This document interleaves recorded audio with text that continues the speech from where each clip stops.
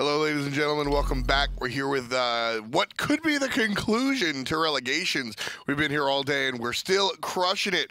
Right just before, we got to see one team actually secure their way into the SPL. Yeah, Elevate looked really, really strong. Fails in particular was the one that really stood out. Hunbats, his play was phenomenal. Frostiak on the other end for Nova Sorsa, you got to give credits to him because he looked very, very strong on that Susano, but not quite enough as Fails, the rest of Elevate, secure their spot in the Pro League. Yeah, I mean, Fails is out of control right here, and this might just be the year. For a long time, Fails has sort of teeter-tottered on relevancy as far as being one of those almost pros, and you know, he and I personally go way back. I've been a big part of the Challenger Cup and everything, and sort of just waiting for him to grab the opportunity because he's had a lot of windows and just hasn't been able to really jump through them. But this year might be his year. Could be. This year is Fails' year. Potentially, who knows? We'll see. Last Minute Monsters versus... You all right? New Game Plus. Picks and right for you, guy. P's and B's, pretty please. It's been a long day. No, it really has. I totally understand right now. Apollo going to be the first ban here for New Game Plus, and that's been a very popular pick. I don't know exactly what his win rate is, but his pick percentage is through the roof. Yeah, I mean, he's out of control. Not only does he have all the positives as far as the lane is concerned, big lane push, and he is strong in dual 1v1 fights, but he's also got a global ultimate that is just icing on the cake. He does it all. He does it all. Really everything does. you want out of the Hunter position, early lane clear, late game carry potential, split push potential. Would you play him in the mid lane? Absolutely. I love Apollo. And I love him in the mid lane. I mean, you don't get the items that you need early on, and that's why I think Hunter mid is kind of lackluster in general because you need so much farm as a Hunter, and you just don't get it in the middle lane. But if Apollo's open and we need to fit him somewhere and it's not going to be Hunter, I'm down. Ratatoskr is the selection for New Game Plus. We'll see how they work out with that in the jungle. Susano and Sylvanus will be Last Minute Monsters selection. Susano has been, so what, okay. I understand a lot of what's been going. Why is Susano rose from the grave? Bluestone Pendant. Being able to pick up Bluestone Pendant at level 1, it just synergizes so well with so many of his abilities, and you're just able to get that safe poke off and make it that much more potent. That's exactly what Susano excels at. He's not there to necessarily 100-0 you in the early game. Yeah. Poke, poke, poke. Now I all in you and kill you, and then you can't catch me because I'm super mobile. A lot of different options. In fact, I want to give a shout out to a North American player, Mask, who won't be in Relegations. He put out a video actually going through some of the Season 4 starts of the jungle. Everybody really seeing Season 4 competitively here for the first time. You can go home and check out Mask's YouTube channel, and he breaks it down. You can start off with Death Toll, you can start off with a lot of those starter items, but that Bluestone is why Susano is relevant. He'll be paired with Sylvanus and Janus. Wow, that is a slippery team composition, to say the least, on Last Minute Monsters. Sylvanus, not necessarily the most mobile, but when paired with a Janus, he can be. He can go through those portals, and you're not as worried about his immobility. Plus, you've got the sustain, whereas you don't have any right now on the side of New Game Plus, but Repikas gets Ratatoskr again, and as such, I expect to see him in that duo lane early and often. Repikas on the Ratatoskr, I'm a lot happier here. He's going to be able to be more of the driver rather than a facilitator, as we saw in the Jungle Athena. That didn't work for a number of reasons. I won't get into it just yet. What's the itemization, Tom? What if he had built hybrid? Do you think that would have been better? I got a little passionate, okay? I got a little passionate. Sometimes we get excited. Bellona and Posedion and Ullr. What a surprise here. Gamehunter's going to play Ullr. I'm so surprised. In other news, the sun will rise tomorrow. Ymir is going to round out that draft as well. Anhur on the other side. I want to see Anhur just fight. I mean, that's what Anhur does better than just about any other Hunter is fight you in lane over and over and over again. Yeah, I want to see him fight. Yeah, Ullr, if he gets a lead, really, really difficult to fight, but when Ullr falls behind, he feels very, very difficult to get back into the game with. It should be very interesting. I like the Izanami ban here, almost forcing out the Anhur. And, you know, I'm not going to sell my fish before they're in the boat, but I think it's interesting. I think the Anhur might actually be more successful. Yeah, I mean, Izanami, the Ullr-Izanami matchup seems pretty heavily in Ullr's favor. If you go for a Gamehunter style of build, which is starting off with Bluestone Pendant, you can really prevent her from going into that fadeaway stealth at any stage of the game, but Gamehunter maybe just wants something new in lane. He's been playing against Izanami all day long. Like, give me something new. Give me something new. Joshi, who has been a strong Apollo player today, will be taking out the Anhur. And, you know, it's interesting, Ryan, I don't think that Joshi Joshy didn't really show us that he's gonna be the 1v1 guy. Uh-oh, Joshy. Oh, He's Joshy. in some trouble. He's not going to find a 1v1 here. He's going to find many, many members. He tried to get the jump, but he's not going to get it off in time. There it is, Gamehunter with the first blood. That is almost the worst possible scenario for Joshy. The only positive, and I mean the only positive, is that he saved purification beads. That's it. I mean, if you're going to full commit to jumping out right away, just beads and jump, and then you don't get hit by the chain CC. Instead, he saves it, still procs into the jump, and dies, and gives the first blood to his lane opponent. And Gamehunter is here just battling HalfDevil. Gonna miss the stun, gonna miss the basics. HalfDevil, he needs to back up. He needs to back up. Murrdurr around the backside. There's the shell. That's what saves his life there, as well as Gamehunter. Oh, actually, he might be in trouble now. Love the purification from him and the shell, but it's the long range AoE autos. Gamehunter gonna fall to HalfDevil. Listen, what is happening over I there, said dude? I wanted a fight. We get a Janus Sylvanus, let's be honest. I wanted to see a all-out brawl. We already got it. Not even a minute, and we got a kill on each side. I am down, Charlie Brown. And you know what's funny? What? If Joshy has Impale, Gamehunter lives. The disperse is the only thing that closes the gap. Because he knocks him back. Because he knocks him up, forces purification, and then guarantees a second auto attack. So, see, this is why. Let this calculated. This is just a philosophical life lesson. Oh, okay. Sometimes. Wait, let me get my notepad. Sometimes life deals you a bad hand, and it seems like you're in a bad spot. You're a level 1 on her with jump, but then it's the exact tool you need to finish your job. Always level disperse at 1. This is why you qualified beneath me, Aggro. Got it. New game plus, 1-to-1 right here. HalfDevil about half HP, but Hestrix being chased around the jungle. Repikas, his torturer, his tormentor is the word I was thinking of. Yeah, and he's been tormenting duo lanes all day long, Except specifically when he plays Athena. on this Ratatoskr. There you go. Yeah, I was getting there. Don't you worry. He's going to be able to really make plays happen onto Joshy, and that's going to be the game plan. Has been get Gamehunter ahead, but this time it's the to the right-hand side, but he blocks the dash rebound. The dash. Nowhere to go, but he misses. He jukes the bludgeon and the acorn blast. He's out, I think. He's gotta be. HalfDevil on the other hand. He's out too! Is also out. Murrdurr might be a different story. Hestrix is here, finds another dash. Walking over to the other side, still gonna be good. Oh, wrapping around backside. He's coming. Kero says hello. Someone. Here's the whirlpool. There's the beads, beads. and Hestrix will be fine. Kero's gonna get impaled, and that should be not a big deal. Still, 1-to-1. This is just craziness. I mean, this duo lane side, the right side, basically everywhere but mid has just been just a clown fiesta. So this is actually really interesting. We usually see 2 phases in these really long days, whether it be relegation, Challenger Cup. May it rest in peace as we've changed it. Challenger is now a circuit. But those long, long days, we see strong play because everybody wants to prove themselves, right? Hestrix battling it out against these Harpies. He's going to prove that he's better than those Oracle Harpies, and he will get them with the help of HalfDevil. And again, it's not necessarily about the gold experience, so that is very important at this stage. Vision. It's the vision giving you rotational understandings. So when it comes down to it, you get this early push where all these players are playing their face off, right? And everybody's looking for their rotational understandings. And then once you get in the middle of the long day, everybody sort of gets really sloppy. Yes. And then at the end, everybody forgets it's a MOBA and just brawls. And that favors certain teams. I mean, teams like Elevate really like to just brawl you out anyway, so they're totally fine with that. Other teams that may be a little bit more cerebral, more focused on the macro stages of the game, maybe not as favored in those sorts of scenarios. Which one of those? Honestly, I think a lot of our European relegation teams are more of the brawlers. I mean, Elevate, Myrmidons is built on just fighting. Dardas and Jermaine are the fight you lane, right? Yes. And when you look across the way at Last Minute Monsters, HalfDevil always wants to fight you. Even this team, New Game Plus, Gamehunter, for better or for worse, will take the fight. He always will, unless it's a fight in not his lane, in which case he's staying put and split pushing. No, he's got to be in his lane. Yeah, that's what he likes to do. But if you come to him, he's down. Oh, rally there, rebound. Not going to bounce back off of that one. But here's help from the jungle. Hestrix pulls him. No numbers is going to get knocked up, but here's help again from the jungle. Ooh. Not juking that hammer. Repi goes under the tower, still looking for more. Not going to find it. That's slippery.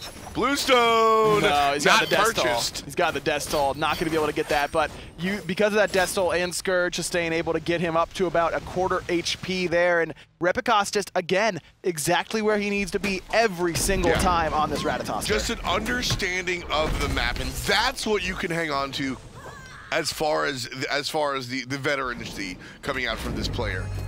Just the I was gonna make funny, but in all honesty, the rotational understanding, the understanding of how to make these rotations and how the map impacts macro was a good word before. By the way, no numbers. He's got a couple of numbers, one of which are in the death column. Yeah, just staying a little bit too long. I know he got a little bit of sustain from the Scourge or from the Death Toll and all that's sick and all, but not quite enough, as you mentioned. Hestrix making his way over to this left-hand side. Oracle Harpy's due to respawn fairly soon. Kero does have his ultimate available. We haven't seen a Kraken quite yet. He's gone directly for this Dynasty Plate Helm. Really not looking to get poked out by Hestrix on the Susano. Which is a really big deal, as Hestrix is very mobile and he's able to just sort of surprise you. But at the same time, Kero ought to be a little bit safer than other mages because of the fact that he can drop a cripple on his feet, no? Sort of, but it doesn't stop the first two procs of that Storm Kata from doing a ton of your HP. And Susano's so quick anyways, it would make me nervous without it. Well, there's a little bit of help. Nice stun, blocking the portal, not for long. FaraKrik able to get out of there. Two different targets there very, very clearly, and that's very surprising because, you know, we've said it a lot. We saw that Frezzy and Frostiak were on different targets, and that's expected because they're new teammates, but Kero and Repikas have been playing together for quite some time under the Cringe Crew name during Season 3. But there you saw Kero wanting to use the Kraken on HalfDevil, whereas Repikas, he wanted to go after FaraKrik on that Janus. Now here's actually the question. Which was the right target? Janus. If he's that late on his purification. Question. The right target is whatever you guys are targeting at the same time.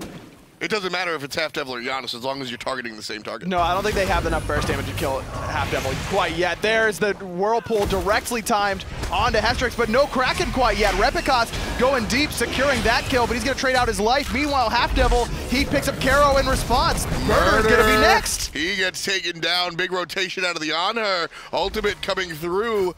Desert's Fury claims the life. 5 kills in total for LMM. You're sitting there shaking your head, Ryan. What's going on? Very, very sloppy play from New Game Plus. Uncharacteristically sloppy from them, and just all-inning for a kill that isn't that important. There's not a whole lot up to take. The speed buff is just respawned, but that's about it. And they're going to lose their Tier 1 tower in middle because of it, which really exposes Kero to any sort of gank potential from Hestrix. 7-minute tower in the mid lane. There's nothing that frustrates me more as a mid laner than losing my tower early. Now on Posedion, okay, it's not the worst thing. I've got a ton of movement speed, but like if I'm playing Zeus or Isis and I lose my tower pre-10 minutes, I'm just like, really guys? Like we really couldn't handle this? Here's the thing, you lose your tower in dual lane and it's not a great look, but oh well, so be it. You lose your tower in solo lane, and in all honesty, sometimes that's better if you're severely losing the lane, because you're forced into a safe spot. But here, the Kraken comes out and just whiffs as FaraKrik walks through a wall. One of the problems with losing your Tier 1 tower in the mid lane so hard, so early, is you lose the Ali Oxen free spot when you're trying to find a different objective. Very, very much so, especially when you don't have any sort of dash or sort of teleport like Raijin or Scylla that can really get you out of danger. Nope, Murrdurr pulled into the tower here. I don't think he's going to die, but he's getting a lot of damage. Actually, HalfDevil, he's trying to solo the enemy support, uses the Wrath of Terror, but Murrdurr is going to be able to get out of there. Shell in tow, but through space and time, they're looking to chase him down. Gold Fury is going to be stolen by New Game Plus, and I say stolen because Last Minute Monsters are too busy chasing a support. Last Minute Monsters got gold. Last Minute Monsters got gold. Joshy stole it. So they stole the stolen Gold Fury. Yeah. Ain't no honor among thieves. LMM take it away. And they take the life of a Murrdurr as well. How? They just don't see Joshy coming around the corner? They've got a ward there. They must not have respected his burst.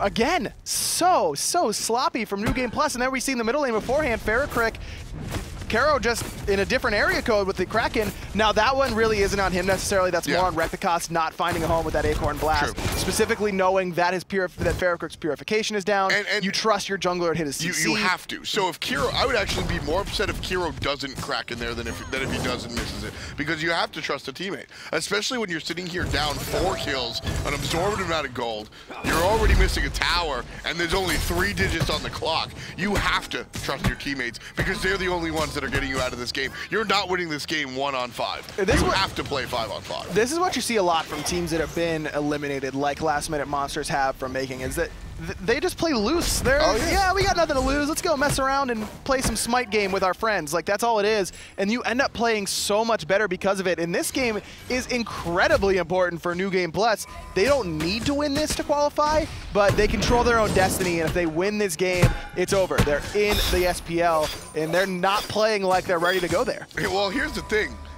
That's the feeling on all HalfDevil teams all the time. It's just, let's play Smite game with our friends, you know? So that loose last-minute Monsters feeling, I mean, this is their one of their last times. This team, specifically focusing on HalfDevil just likes to play on the big stage. He enjoys the competition. He doesn't really get a chance to do it all the time. So being here, in, out, doesn't really matter. He's going to take the same approach, and his team is going to follow suit. That's why Last Minute Monsters and HalfDevil historically, throughout the course of Relegations and other tournaments, HalfDevil has played spoiler a lot of the time because of that mentality. Kero, he's caught out, nowhere to go, through space and time. Finds a home there in him. Hestrix able to pick him up now. No, it's going to be rebound with the dazzling offensive. Going to pick up Murrdurr as well. No numbers. Now he's on the run. 4v2. Nice 2-man stun there from Repikas to buy him a little bit of time. Hestrix wants to chase him down, but just can't. No numbers. Still fighting in the middle of everyone. He's got no ultimate here. Needs to be very careful. Joshi just a little bit out of range with that Desert's Fury. Where is Repikas? Where is Gamehunter? They're watching. They're sitting there watching. Finally, Repikas decides to put his hands on the keyboard and do something and is able to pick up FaraKrik there, a much-needed kill onto the Janus. He was level 12, 1, 0, and 6. Finally, someone's able to pick him up. No numbers, teleports in. No ultimate available, though, and there's still 4 members up here. I feel like No Numbers is Parasite from that famous COD clip. Look at my bank account. I'm sitting here at the top of the net worth while you guys are sitting here watching. I actually believe that was Mercs on that team, on Farico Impact. Come on, I come from COD, dude. That's like was sitting there watching. He was on the team. Yeah, that's what I'm saying. But it was Mercs. Yelling? Yeah. It was either him or Killa, but I'm pretty sure it was Mercs. It wasn't Killa, so it was Mercs. In any event, my point is that Repikas is on the outside looking in, and that just wasn't the right look. And of course, shout outs to our COD friends. They're actually here in Atlanta this weekend. It's true, yeah. So Atlanta's hopping. We do the Smite World Championships every year here in Atlanta, and then we just saw Counter-Strike, and now we have Call of Duty. It's really cool to see Atlanta be such a hub because the European teams fly over here. We get the American teams here as well, and you know, Atlanta's really shaping out to be an esports city. Yeah, it's pretty neat over here. It's not so bad. It's pretty neat, ladies and gentlemen. The man that gets paid to talk. It's neat, dude. What do you want from me? That's exactly what it is. I'm just telling it exactly. I'm not trying to oversell. I'm not trying to undersell. I'm just being real with our viewers. It's pretty neat. It's pretty neat. You can tell by the way that it is. Sure can. Last Minute Monsters. How neat is that? Last Minute Monsters have just had no respect, woo, at all for New Game Plus's territory.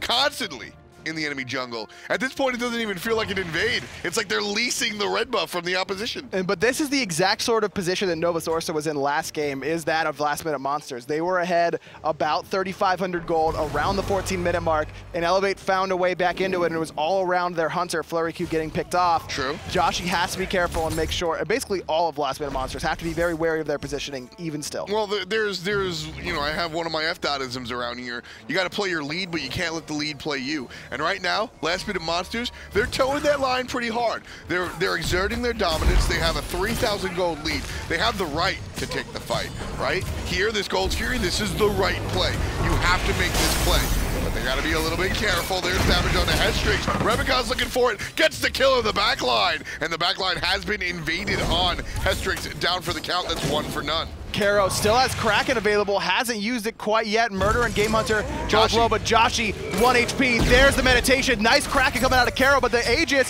saves Joshi's life for the time being. Repikas finally able to pick him up once that relic wears off. Rebound, still chasing no numbers down. He jukes back into the unstable vortex. FaraKrik picks up his second kill of the game. And tossed aside. FaraKrik picks up his second kill of the team fight, his third kill of the contest. 3-1-6 for the new mid laner, taking over for Mr. Stefan in a week. It's been about a week, if not less, really, and yeah. FaraKrik has been looking pretty strong here. Yeah. What's your official mid lane analysis on Mr. FaraKrik? Pretty strong. That's, I mean, he's not looking like this unbelievable mid player that I can't wait to see the talent up. I mean, Mr. Stefan impressed me more in his short time with this roster, but overall, I think that he definitely, if he's able to get the work in, because it's so hard to come in and play middle lane as a new member of a team. Oh, absolutely. There's so many different synergies. It's not like where you're in the duo lane where you just got to worry about how you fight, how you team fight in the end game, and what your support thinks about you. In the middle lane, you're working with your support, you're working with your jungler, you're calling rotations. You know, you got a lot of stuff to keep track of, and so it's very difficult to come into that sort of environment and impress early on, but FaraKrik looking pretty strong. I really like how he's been able to avoid trouble. He might not always be where he needs to be on the damage, and he might not always be slamming down where his spells need to be, but he's avoiding getting into trouble himself, which is a really big part of playing that mid lane. Gold Fury again being started. 50% back up as it gets leashed. Last minute monsters in position. Freeze hits no one. Murrdurr gets made a fool of. Knocked up and knocked down. Murrdurr gets taken out. No numbers, can't find a home, but through space of time hits two. Now rebound, chasing him down. Two-man stun. Desert's Fury right on top. No numbers, but the great crack in there from Kero is able to pick up one. Rebound very, very low. He's going to exit stage left. The rest of New Game Plus gets cleaned up. Nice and easy. Repikas the only one still alive, but he's got no ultimate either. Last minute monsters. What a here at the last minute. Yeah, that's where I was going. What a fitting name. They're actually beyond their own last minute. We're here in the last minutes of the tournament, and they're turning into monsters. If this team looked like this at the beginning of the day, I think that this team might even qualify, let alone cut it close. I mean, New Game Plus looked like the second best team throughout the majority of the day, outside of only Cyclone, in my mind. Cyclone GG, the clear best team here today, going 4-0, looking very, very strong, securing a well-deserved spot in the SPL. But for me, New Game Plus looked like the second best team, and this just doesn't look like them that we saw earlier on. I want to give a shout out to Cyclone as well. I think not just us here in the booth, but also fans at home. I think we can all agree that Cyclone GG looked like the strongest team out here, bar none. And they played with 6 players. They didn't even have a standard lineup throughout the entirety of the day. No. Think about that. They played around with Ice Ice Baby and All Hail Muppets, depending on the game. They're gonna That's start a bigger feat. Yeah, they're gonna start just, you know, Muppets, how you feeling today? Not so good. All right, Ice, you're in. No, this is exactly what it is. Ice Ice is the default, but when they need a Hun Bat, they call him All Hell. That's Muppets. right. Now the Portal Demon gonna go the way of New Game Plus. They do steal that away, but Repikas still looking to engage. He does have his relics available, and there it is. The Purification Bead's gonna need to use his Aegis here very, very soon. Murrdurr trying to help him out. There it is. The Kraken only gonna find the 2 tanky targets. Hestrix able to pick up Repi. The mobility out of the Susano. No numbers, has no mobility. Rooted, stunned, over the wall, and met with the assassin. See ya! FaraKrik gets the kill. It's 17-7. Gamehunter still in his lane, pushing down that tier 2 tower. He is able to get that very important 1,500 gold for his squad, but how about the Fire Giant being started up right now by New Game Plus? They do have to worry about someone coming through this portal here. No, they don't. If somebody walks through that portal, they die. I mean, potentially, but they'd have to come off that Fire Giant at the very least. You could send Murrdurr in through that portal easily. That's exactly what he's done. Gamehunter's made the rotation from that left-hand side. Now this is dangerous. All the way into the right side jungle. Nice wall there for Murrdurr, prevents Joshi from going up and over. And there's the jump forward, looking for the kill. All of a sudden, last minute monsters turn around. Kero down, Murrdurr down, 5 alive for New Game Plus to watch as last minute monsters walk around and frankly, do whatever they want. 5K gold in the lead right now. It's not even that are big of a lead. Monsters. No, but the XP difference is pretty solid, almost 8,000 gold, and it's just the momentum is all in last-minute Monsters' favor. Repikas is the same level as Hestrix right now, and that's pretty amazing, as well as Gamehunter, the same level as Joshi because of that last split push, but it just hasn't been enough. Rebound has been infinitely more effective than no numbers in this game. Murrdurr is not as effective as HalfDevil. Not at all, and this is one of those where the numbers are deceiving. I mean, this, for all intents and purposes, should be a relevant team fight, and it's just not. Last-minute Monsters just have this one under control. Kero drops a Kraken that actually hits 3 or 4 players, and it just doesn't matter. Murrdurr gonna get pulled back in. Nice wall, but the reflective mirror right over top of it. Rebound's able to pick him up. No numbers. He's teleported in around the backside, this is but bad news he bears. doesn't have an ultimate. My man's. What's he doing? I don't know about this, man. Surrounded. Gamehunter actually picks up 2 though because of that. 2, but he's spanked right after the fact. I mean, that 2 kills in this scenario saves your Phoenix more than likely. Repikas, he's gonna fall as well. Kero, the only one left to try and defend. Rebound, he's trying to pick him up as well. Dashing in, Hestrix, he's taking the Phoenix. He's gonna fall, as will Kero. Murrdurr has respawned though, so no deicide for last-minute Monsters quite yet. Without Joshi, without Hestrix, no real physical damage here. I don't think there's any way they get this Phoenix. I mean, Rebound is going all for it. He's giving it the old college try. The old college try? Yeah, that's what it's called. I don't know why, but I'm familiar, actually, with that idiom, believe it or not. Really? Yeah, I don't know what it means, but it's a thing. Is it? Yeah, the old college try. I don't know, like maybe you're not trying in high school and you got to try in college. I don't know. Hey kids, don't listen to Ryan. Try in high school. Well, that's like, I'm just trying to figure it out. There are lots of like these old idioms that just don't make any sense. Oh, of course. We've been over one of them. It's my personal pet peeve. Which one? And how? How does that mean I agree with you wholeheartedly? That's what it means. And how? I'm glad you agree. Yeah, it was a little weird. Me and Totally were talking about some other outdated things, idioms, and sartorial choices. Speaking of outdated, Gamehunter certainly not looking like he used to. 4-3-1, a deceptive slash line for what once was one of the best players in the Smite Pro League. Just does not look like he used to. No, I mean, he used to be a solo laner. Definitely his highlight reel moment was it was during the launch tournament. Not the pentakill. He had so many other good plays. It's the pentakill. Stop. It's the pentakill. It has to be. I mean, the first pentakill in like the biggest competitive play, the one that started it off, the launch tournament. Vomana. I don't know. He still killed 5. It's Gamehunter really was fantastic back in the day, and to glorify it, to reduce his career down to a Vomana ultimate pentakill is offensive to the legacy that was Team Solo Mid. I just think that's when most people hear the name Gamehunter, that's what they're going to think of, is the Vomana pentakill. You're right, and that's unfortunate.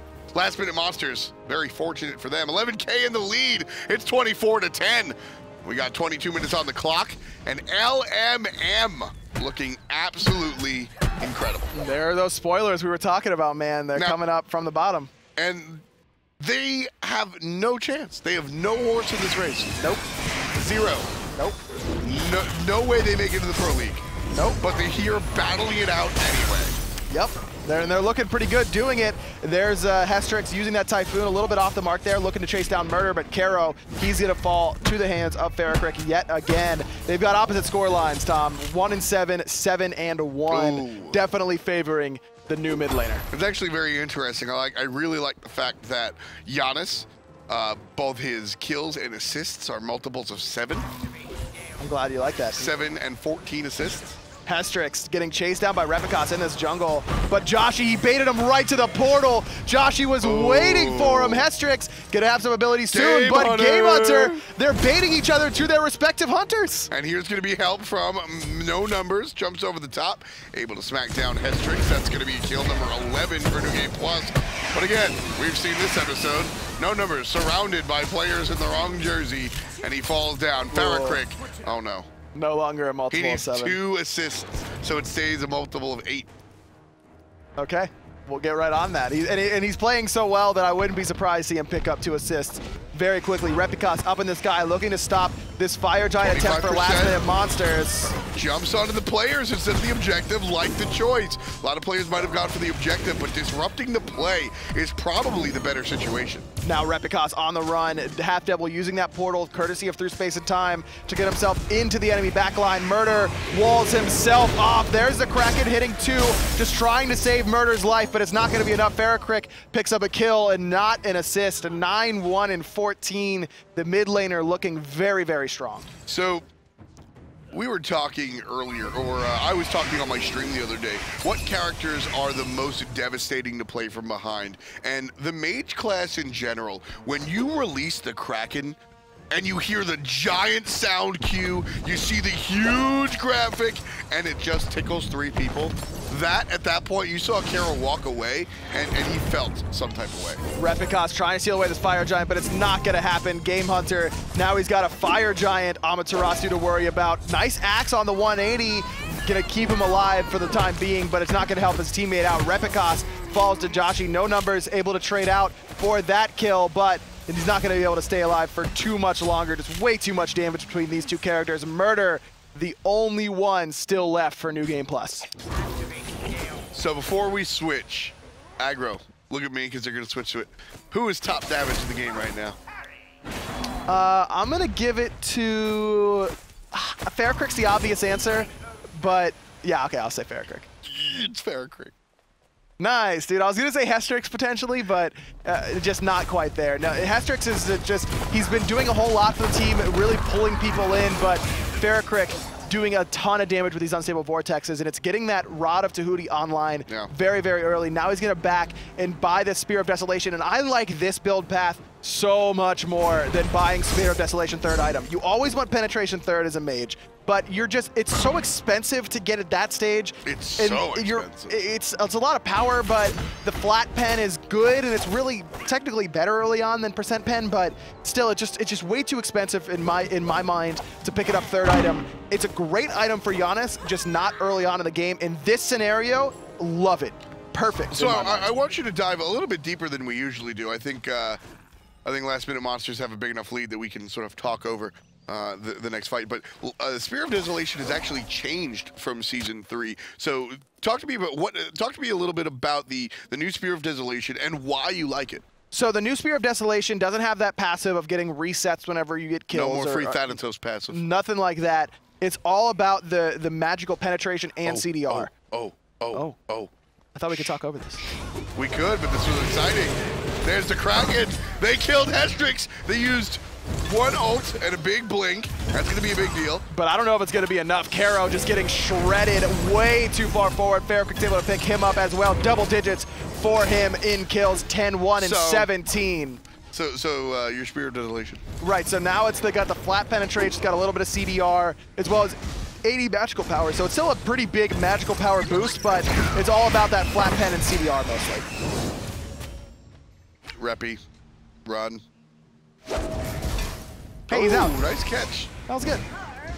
Nice axe there from Gamehunter. Yeah. But the Phoenix on the left side, about half HP.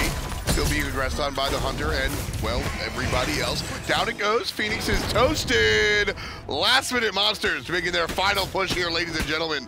And they have an absorbent lead. 15,000 gold above their opposition. Again, Last Minute Monsters don't have a horse in this race. New Game Plus are trying to hold on to their SPL dreams. Joshi uses his jump there. There's the freeze. Murrdurr, he's going to fall to no numbers. Defense. Rebound, only one left here to try and get away. Surrounded, we've seen it. It's been no numbers in the middle of the enemy team. This time, Rebound takes a page out of his opponent's book.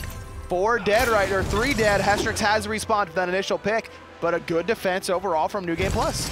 Absolutely, that is exactly what you needed to stop. Here in New Game Plus, a Phoenix I think is out of the question. I think we see 2 towers and a Gold Fury. Gold Fury would help them out. You see they are missing some key items across the board, basically. Gamehunter, he needs his Deathbringer. Kero, he still needs his rod up to Hootie as well. I don't hate this play for the Phoenix. I think it's a little bit risky, but at the end of the day, when you're down this much, you kind of have to risk it for the biscuit. Credit to Peckies. Hestrix gets the kill onto Murrdurr. Might have been a little bit more than they can chew, but the Firebird does go down. There's the ultimate out of Hestrix. Yeah, I think that going for the Gold Fury there is better as of right now, but it doesn't get you a chance to win the game. Uh-oh. Kero. Cut off. Hestrix going to be able to chase down Gamehunter on the left-hand side. No numbers. He's in trouble as well. Repikas is back. They're actually going to turn it around. They're looking for FaraKrik. He's going to fall. And there's the ultimate out of Joshi. No numbers, finds safety across the way, able to jump over. HalfDevil lining up that pull. There's the root, gonna be off the cuff. Trying to find it, there's a pull, and Hestrix gets credit for it. FaraKrik is dead, but you've got 2 members on New Game Plus down for the count. Now, there looks like Last Minute Monsters, they're looking to end. They're not looking to take down either of the last 2 Phoenixes. Great pull by Hestrix, finds both. Repikas, he's gonna fall. Rebound picks him up with that dazzling offense. Kero cracking to save his life just for a little bit. Rebound picks him up as well. And New Game Plus cannot secure their spot in the SPL oh my goodness. Quite yet. Somebody put Last Minute Monsters on the back of an old Honda Civic because they are huge spoilers right now. 40 kills in total, half hour on the clock, and the Titan's gonna go down. LMM just taking the win. Wow, and it's all about the mid-jungle combination. Rebound, we didn't say his name a whole lot. He ends up with double-digit kills as well. 41 to 17. Really, no doubt, that entire game, the Last Minute Monsters were in control. That was just fun to watch. That was crazy. I really just enjoyed that. Watching teams just bounce back like that. To go from one mentality, and like I said, HalfDevil right there is HalfDevil is one of the most positive people you'll ever meet if you're unfamiliar with who HalfDevil is at home. And I know the way he goes down there in comms, he basically goes, well guys, at least we get to play. Aggro's gonna cast us, and let's have fun out there. And that's exactly what they did. A little bit of positive and negative there, but overall they turn it into a positive by really showing up and winning 41 kills. I mean, I knew the kill disparity was huge, but that is 3 people with double-digit kills, all on the right side of the map. Really, really impressive. All ran. This win brought to you by FaraKrik and Hestrix. 100%. Yes. Like you said, rebound went up 10, 2, and 20. But quietly somehow. It was really all just FaraKrik and Hestrix really making this happen. Just the power of this Janus able to just run these team fights, and FaraKrik just control. He had 3 deaths. 2 of those 3 deaths happened in the last 4 or 5 minutes of the game. I mean, when the game was all but over. Yeah. He positioned so well throughout. Look at how he's in the back always. Understanding his cooldowns, understanding he can pick up this kill, and then he has his teammates there with him to support him. And like I said, that's very impressive to me for a player that's new to the team.